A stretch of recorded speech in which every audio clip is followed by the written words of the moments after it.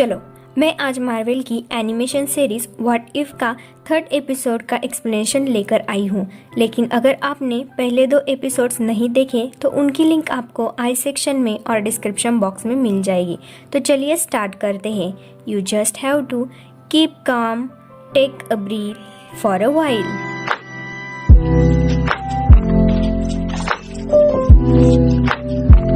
इस एपिसोड में बताया गया है कि अगर एवेंजर्स असेंबल होने से पहले ही कोई उन्हें मार देता या फिर मिडगार्ड यानी अर्थ पर लोकी का राज होता।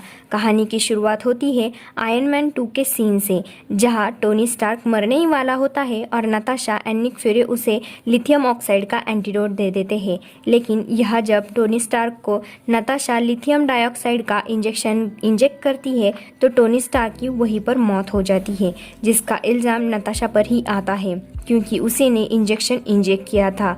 निक फ्यूरी को भरोसा होता है तो वही इंजेक्शन ब्लैक विडो को हाथ में दे देता है और कहता है कि मुझे मालूम है, लेकिन शील्ड का प्रोटोकॉल है तो फॉलो करना पड़ेगा।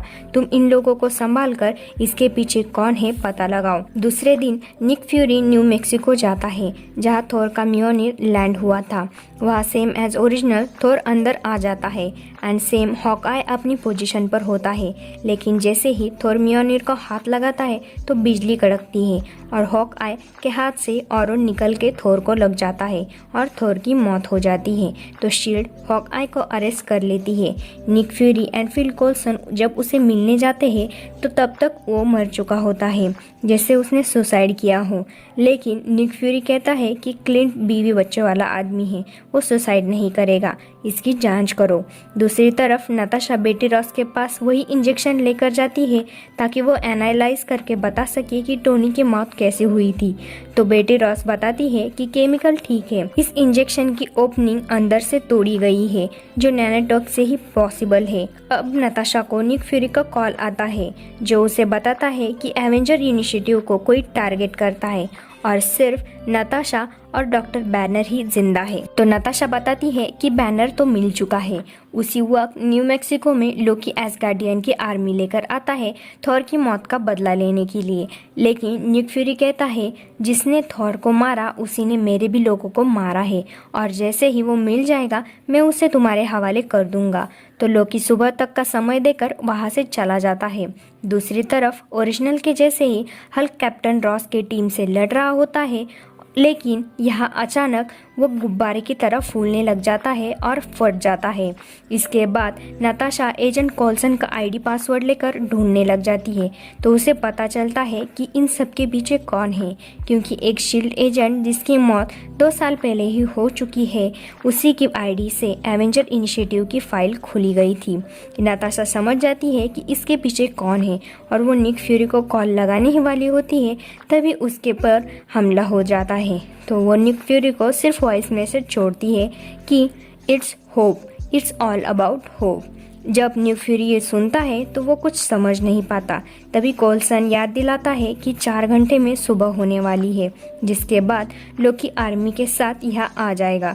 तो निक फ्यूरी कैप्टन मार्वल को बुलाने का सिग्नल देने जाता है, तभी उसे नताशा के वॉइस मैसेज समझ आता है।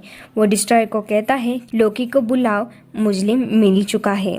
फिर सैन फ्रांसिस्को के ग्रेव यार्ड पर निक फ्यूरी एक शील्ड एजेंट होप वैन डायन की ग्रेव पर होता है।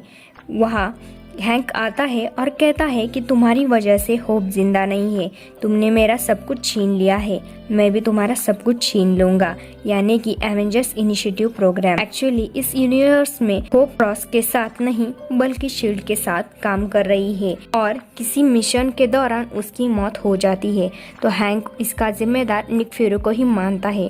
फिर बताता है कि कैसे उसने टोनी स्टार्क को मारा, फिर हॉकाई को मारा, उसके बाद उसने हल्क के बॉडी में घुसकर उसके हार्ट को बड़ा कर दिया जिससे वो फट के मर गया, फिर नताशा को भी मार दिया। तो निक फ्यूरी पूछता है कि तुमने थोर को क्यों मारा।